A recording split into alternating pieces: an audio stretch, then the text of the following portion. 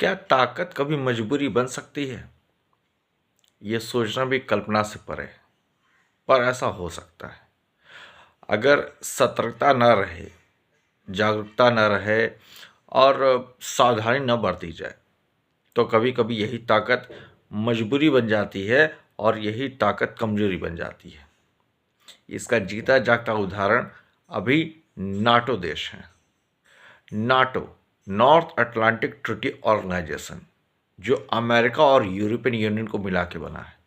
लेकिन आज के समय में अमेरिका जिस तेजी से और जिस रफ्तार से अपनी शक्ति को बढ़ाने की कोशिश कर रहा है, उसका अगला टारगेट जो है वो ग्रीनलैंड है, और ग्रीनलैंड को वो पाके रहेगा।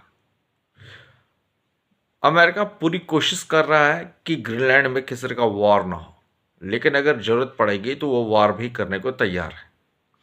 अब ग्रीनलैंड को बचाने के लिए यूरोपियन कंट्रीज आगे आ रहे हैं, लेकिन उनके साथ मजबूरी यह है कि उन्होंने अपनी शक्ति कभी बढ़ाई नहीं, क्योंकि वो हमेशा से ही नाटो के सदस्य देश रहे हैं। तो उन्हें लगता था कि जब भी उनके ऊपर कोई खतरा आएगा तो अमेरिका उन्हें प्रोटेक्ट कर लेगा, अमेरिका उन्हें बचा लेगा। और वास्तविकता भी यही है। अगर देखा जाए तो नाटो में सबसे ज़्यादा अगर कोई खर्च करता है, उसके रक्षा खर्चों को अगर आप देखें तो उसका बहुत बड़ा हिस्सा जो है वो अमेरिका करता है। और उनके रक्षा बजट में बहुत बड़ा हिस्सा जो है वो अमेरिका का है, लगभग 70 से 75% का। इसी तरीके से अगर मिलिट्री की बात करें तो अमेरिका की मिलिट्री नाटो में सबसे बड़ी है। और भी कई ऐसे चीज़ें हैं जिसमें अगर आप देख लें टेक्नोलॉजी के मामले में या किसी फील्ड में स्ट्रेटजी के मामले में, तो अमेरिका जो है बाकी यूरोपियन देशों पर भारी पड़ता है। तो एक ज़माना था जब ये माना जाता था कि यूरोप के ऊपर अगर आप अटैक करोगे या नाटो सदस्य के ऊपर अगर आप अटैक करोगे तो कहीं ना कहीं करारी हार तय है। लेकिन आज यूरोप के जो देश हैं उन्हें नींद नहीं आ रही है। कारण ये है कि अमेरिका ने खुला चैलेंज दे रखा है कि बाय हुक और बाय क्रुक वो ग्रीनलैंड को लेके रहेगा।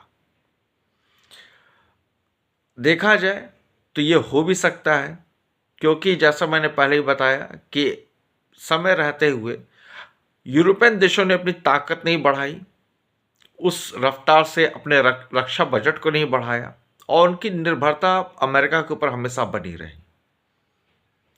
अब आने वाला समय तय करेगा कि यूरोप का क्या होने वाला है, यूरोप के देशों का क्या होने वाला है। क्योंकि अगर वो सीधी टक्कर लेते हैं तो उनकी हार तय है। देखते हैं भविष्य में क्या होता है। लेकिन इससे कहीं ना कहीं एक सीख तो जरूर मिलती है कि समय रहते अपनी क्षमता, अपनी ताकत, अपनी ज़रूरत के हिसाब से सब कुछ बढ़ाते चलो। क्या पता आप जिसका साथ दे रहे हो या जो आपका साथ दे रहा है, कल को वही आपका दुश्मन बन जाए। धन्यवाद।